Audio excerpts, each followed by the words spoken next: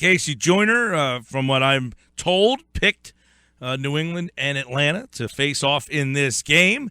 And we had two blowouts, Casey, so we'll break them down, see what happened, and take a look a little bit ahead to the potential of what this Super Bowl could look like. But, Matt Ryan, 9 years in the league, this is his first chance for a Super Bowl, but I'm still scratching my head at how this defense is taking itself to another level. Yeah, going into this game, we figured that if you just said the Falcons are going to score 44 points, wouldn't have been a big shock. It would have been maybe a little more than what we expected, but still, okay, I can see that against the Packers' struggling defense. But the idea the Packers got 21, but, they're down 31-0, and a lot of their stuff is garbage points. The Falcons pretty well shut that team down, and if you think when you're looking at that matchup, when you see the Falcons doing that, the Cowboys are just pulling their hair out going, why in the world couldn't we do this to the Packers? But it says something about how good the Falcons are. The big underlining thing for me here is the Falcons are known for their offense. They are the best offense in the league in terms of points per game. But how did they shut down that Packers team yesterday? Because when I look back at that game, again, I say, defensively, what is changing for this team that they were able to shut down that Green Bay Packers team yesterday? What did they do yesterday that stood out, that was so, highlighted in that victory? Because that's where the game was won. They shut them out in the first half. I think they just said, we're not worried about the running game. We're just not going to worry about it at all, because Green Bay came into that contest. For the season, Green Bay had the second lowest good blocking rate. That's a metric I have that measures how good an offense is at giving its ball carriers quality run blocking. It's really important because good blocking carriers are 5 times as valuable as bad blocking carriers. And Green Bay came into the game ranked 31st in the league in that category. So I think Atlanta just said, we don't have to worry about your running game. We don't have to worry about you guys pounding the ball. Usually with Green Bay in the years past, it was power rushing and then throw vertical. This year, they just realized we don't have to stop that. And if we don't have to stop that, we can just sit back and play the pass. We can play a lot of coverages. And I think they also said, we know that Nelson's back, but we don't think he's going to be what he has been. And he caught 2 vertical passes for 42 yards on vertical passes. That's throwing 11 yards downfield. But he didn't really hurt them. I think they said, we don't have to worry about him now. You don't have as many options. And I think they realized what they're up against. KC Joyner's with us here. Any guys, what is it? Is it talent? Is it scheme? What stands out about that facet of what Atlanta's doing on defense right now? If it stands out is they're not going to give up the big play for one. They've got the talent in their secondary too. They've got players. They've got ball hawks. You can't just worry about them. One of the things you got to worry about when some secondaries, you got to worry about ball hawks. We got to worry about coverage people. And I think with Atlanta, I think they have a combination of both. That they want to sit back and play coverage, they can play coverage. If they want to ball hawk, they can ball hawk. So if you're a defense, they can bait you from the idea of saying sometimes we're just going to try and say we're playing tight coverage and shutting you down that way, and other times they're going to ball hawk. And if you figure it out wrong and you say, hey, I'm going to go ahead and try and go for a big play, sometimes they're going to be playing you for the pick and they're going to get it. So I think it makes them doubly dangerous in defense. Casey, so what happened to the Packers yesterday? Why did it not click for them, in your opinion?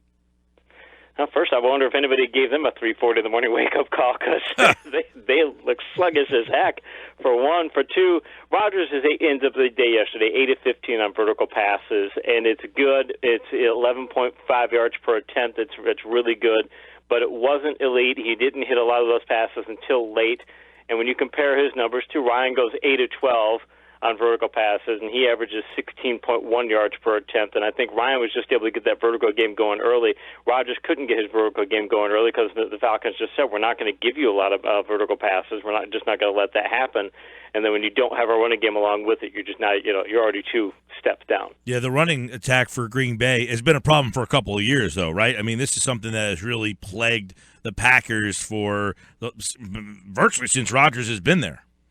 Yeah, they used to be a team that could get power rush and then they throw vertical and things. And, yeah, it's been plaguing them for a couple of years, but this year it just got even worse. Again, to finish 31st in that metric, they've always been a team that's been close. They've never been elite in that category in good blocker rate. They've always been close to the top 10, sometimes in the top 10, but never been like the number one team in the league. But you knew you had to respect it. And when you've got a good blocking rate, they're getting good blocking on 32% of their blocks this year. The league average is around 40, and if you're elite, you're near 50. So, I mean, they're almost 20 percentage points behind in that category in good blocking. So that means that if they're going to run the ball, say, 20 times in a game, okay, well, that's 4 extra times that they're not going to be getting a good blocking. That's significant because, again, if you're doing that on first down and, hey, you're getting a good blocking, say you get 6-7 yards of carry, great, now you set up a good second down play. But then if you do it on 4 plays on first down and suddenly you're getting 1 or 2 yards per carry, now you're in second and long, makes a difference. It can be a drive killer. Matt Ryan gets all the attention, Casey, but what to you stands out about the Falcons' offense overall, big picture? Big picture, and I'm going to be writing probably something about this more than likely for ESPN's Insider section. Looks like it might go up sometime this week, but it's going to be the completeness of this team that they've got. They've got Ryan in the passing game. A lot of Ryan's production, though, comes from his receivers helping him out, where they're getting a lot of yards after catch. The receivers don't drop passes. The running backs are good at getting yards after contact. The line is a top 5 run blocking team. Look at their special teams. They got really good punt coverage on their special teams. They got top-notch field goal kicker. You start looking at the team and go, where's their weakness on this club? You're not seeing one. And I was with you, Mike. I was the idea that, for a while there was like, I don't believe in the Packers, I don't believe in the Packers. But the more I've been studying them the past few weeks, it's, wow, this team's a lot better than I thought they were. You mean the Falcons? Yeah, sorry, Falcons. Thank you. My apologies. Yeah. The Falcons, looking at them going, they're a lot better than I thought they were. There's no doubt about it. But to me, it was the defense. I said before, I don't know if I told you this, when we talked on before I left, but I liken this team to that Colts team where their defense was just terrible. I mean, their defense was not. How much better is the Falcons' defense playing these last couple of weeks in the playoffs as opposed to what they did in the regular season? I'll give you a number from yesterday's game. Aaron Rodgers on short passes, when he throws passes 10 or fewer yards downfield. Usually want to be around 6 or 7 yards per attempt in that category.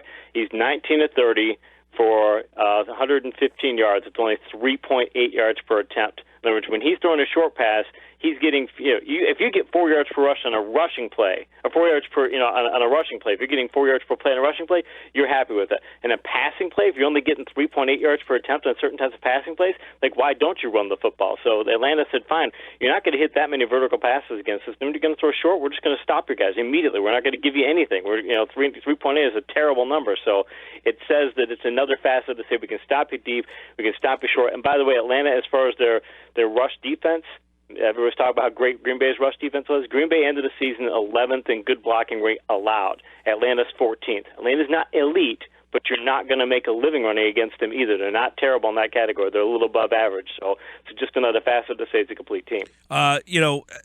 Yesterday, that game seemed like it was over before it started. I mean, Atlanta just runs out to a lead. Is that a kind of game where you feel that Atlanta is just a better team than Green Bay, or was it, hey, they just had a bad Sunday, the Green Bay Packers?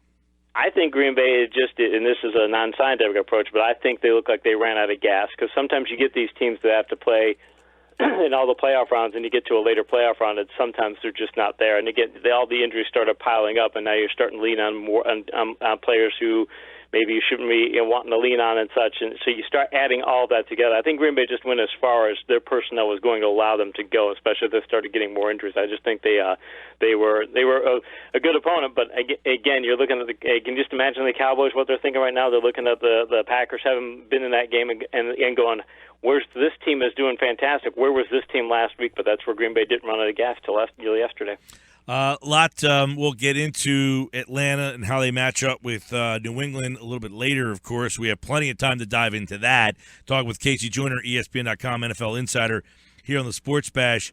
I do want to flip over to New England, and there was taking their breath away. I mean, you're almost speechless when you talk about that team. What were you more impressed with yesterday? The way they systematically just went down and similar to what Atlanta did, systematically went down the field and scored at will, but the way they were able to just completely, move the football at ease on Pittsburgh, or the way they shut Pittsburgh's offense down.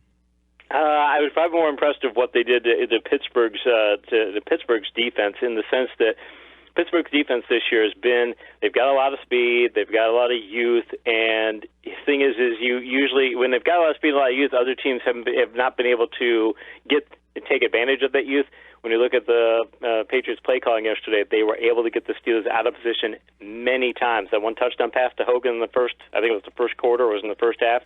He releases downfield, and two Steelers defenders, they both go bite up on the short player, and then just let him. There's nobody within 5-10 yards of him in the end zone, an easy touchdown. So those types of plays happened a few times for the Steelers yesterday, and teams had not been able to get them to do that. So I like the fact that the Patriots were able to put together a game plan that said, we can get the Steelers, we can use your youth against you. Yeah, you've got speed, but you guys are undisciplined, and they were able to exploit that. Casey, how much of an impact did Bell's departure have on Pittsburgh and the ultimate outcome?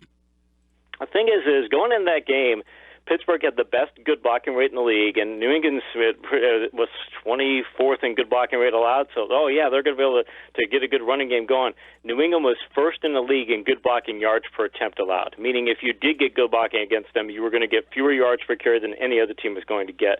And Bell, for all that he is, and he's a great runner in many ways, he was middle of the road in good blocking yards per attempt. So there wasn't going to be home runs in that running game more than likely anyway.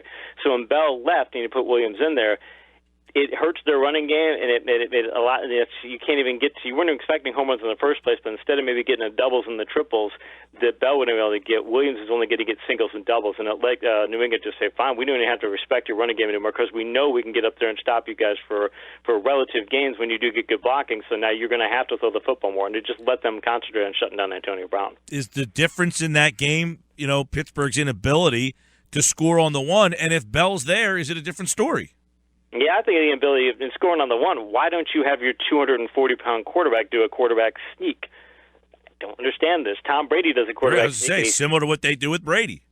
Yeah, and Brady doesn't. He's 30. He's 5 years old. 5 years older than Roethlisberger, I think. And so why can't you do that? And they don't. And the thing is that when you're on the goal line like that, and that's the patience that the Steelers running backs have, because Williams he's not as patient as Bell, but he'll look for the hole as well. They teach the running backs to do that.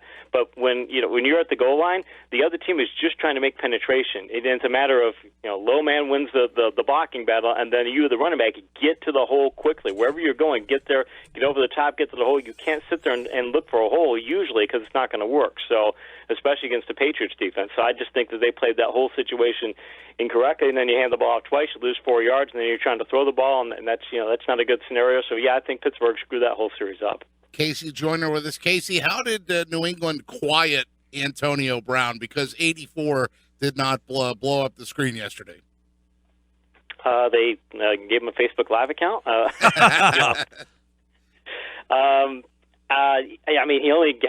He only had 3 targets on vertical passes, caught 2 of them for 25 yards. I think they just said, if you want to throw a dink and dunk throws to him, go ahead and throw a dink and dunk throws to him. But Pittsburgh knows he's there. I mean, they've got other people open. Eli Rogers did pretty well last night, so they made them good alternate targets and things, but they could, if you can't even throw passes to Brown on a vertical basis, if you're taking away everything on the medium, deep, and bottom levels, and all you're throwing is short passes, that's not a good thing. So I think they just said, we've got Butler, who's good enough to be able to stay with him.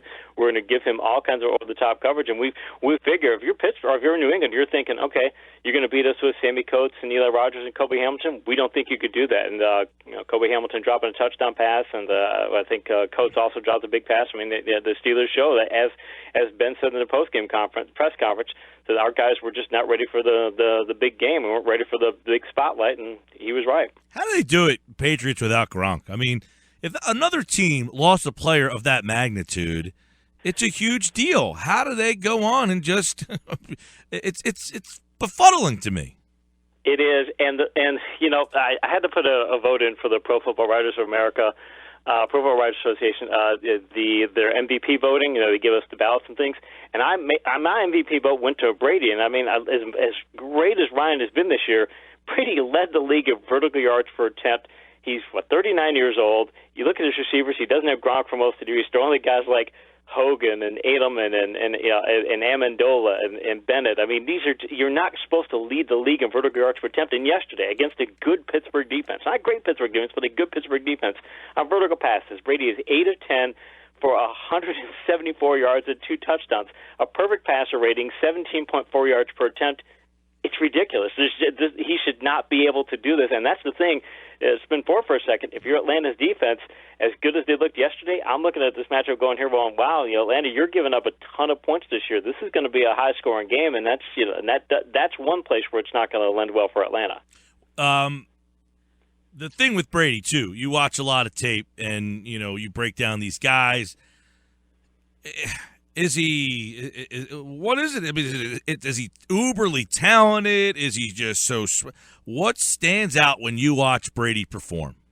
They know how to play call people open. And the thing is a lot of teams, every team has the ability to play call somebody open. Or they have plays that they can say, okay, if we want to play call somebody open, we can do it. But they usually are limited in it, and they don't do it quite as well as other teams. Like even on short passes and things, or even on if you're doing pick plays and things, you look at the number of ways that New England can use pick passes.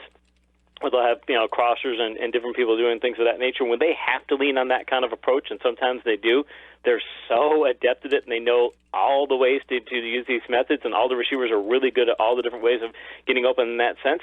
It can break a receiver open who might not otherwise get open. And then when you're attacking zone defenses, they do the same thing. They find ways to get your guys to make mistakes and to put them in situations where you're out of position. I talked earlier about Atlanta being able to bait quarterbacks into making mistakes and things. It's just something you never do with Tom Brady. Tom Brady has ridiculously low interception percentages throughout his whole career. I think he leads the league this season, and he has one of the lowest bad decision rates every season. It's just he doesn't make the mistakes. So, I mean, he's going to be able to play call his receivers open, and he's not going to make errors. You add those two together, and it's a dangerous combination. One of the things specifically locally here, you got a guy like Eric Rowe.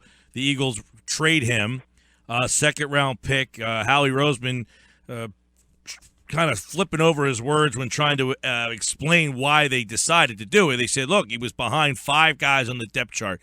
How are they able to get stuff out of cast-offs, guys who are deemed not to be, top-level talents? How do they do that?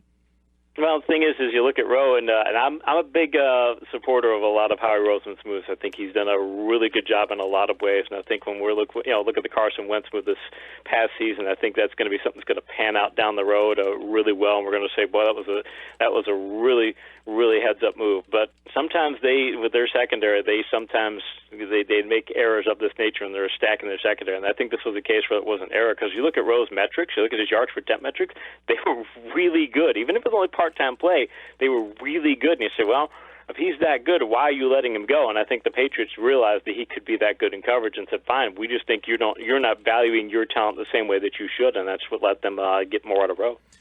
It's amazing how they do it. If your favorite team could only take Belichick or Brady, who's more important? Brady. As great as Belichick is, and mind you, it's a real tough call, but Belichick himself has said many, many times it's a players' league, and I think you can replicate more of what Belichick's genius is in coaching than you can what Brady's talent is in quarterbacking. I think it's a rarer thing to find Brady's talent in quarterbacking than it is to find Belichick's genius in coaching. I don't know, man. That Belichick, to me, see if you agree, I think he might be the single best asset in on all the teams. He's the best. The fact that they have him gives them such an advantage over everybody else. Yeah, he is that good. He that he can put the team together the way he can. That he can. He's the best. All the great old coaches used to say how great the teachers they would be, and how well they could get their players to do the things they wanted them to do. He's so complete in that he knows offense, he knows defense. His coaches want to offense, want to defense. They know exactly what they want to do. They're not. They don't have any particular system that they subscribe to. They'll use whatever it takes to win. I mean, he is this generation's version of Don Shula, but he has probably better players. In the end, New England moves on, and I want to ask the question about their roster. I mean, I asked this earlier. Do they have a better roster than Pittsburgh, or are they just a better team? They don't have a better roster. They have fewer weaknesses than Pittsburgh. Pittsburgh has certain things that they do really well, but if you can get them out of doing certain things really well, if you can get them away from leading on that running game and things, and you can get Roethlisberger to have to be their go-to guy, or you can take Brown out of their passing game. I mean, they don't have Plan B. And when you get to the Patriots have Plan A, Plan B, Plan C, and Plan D. They have so many places they can go to. So the Steelers probably have more talent on their roster, but the Patriots know to get more talent. Unbelievable. Patriots, Falcons. We'll break this game down a little bit, down the road. But your initial thought on this matchup is? Initial thought on this matchup is Atlanta has more path to victory than New England, but New England will know how to exploit Atlanta's weaknesses. And we're going to see if Atlanta's defense can hold up, because I have a feeling that the Patriots are going to put a ton of pressure on Atlanta's defense. They're going to find ways to make the Falcons' offense a bit more one-dimensional. So I like the Falcons' path to victory. They've got more of them, but I just think the Patriots are going to be able to play call their way to close that gap. All right, KC Joyner breaking it all down here on the Sports Bash 97.3 ESPN. I'd be remiss. I know, of course, KC, with the WWE, ESPN on WWE, and we got a big weekend in the wrestling world this week that you are all over. Yeah, we did a thing. Did a post on WWE and ESPN, our site there. You can check it out on ESPN.com or the ESPN.com app. They asked a bunch of our staff members, who do you think make a case for somebody to win the Royal Rumble? Who do you think could win, or make a case for why you think somebody should win? And I don't like your pick. You don't? No, I don't. Do you know that I picked Braun Strowman. Do you know that he's actually this is literally true. They do legalized pro wrestling betting in England. You can actually bet on pro wrestling match. Now, mind you, it's for small amounts. I guess they cap it and you can't bet very much, but they actually do. And he is the odds-on favorite to win this. Wow. I did see, they do have betting odds. It's funny because some people say, it's fake. And I say, you can bet on this because even though that it's not real, you still don't know who the winner is. And that's part of the psychology behind it is why do they choose which guy they want to win?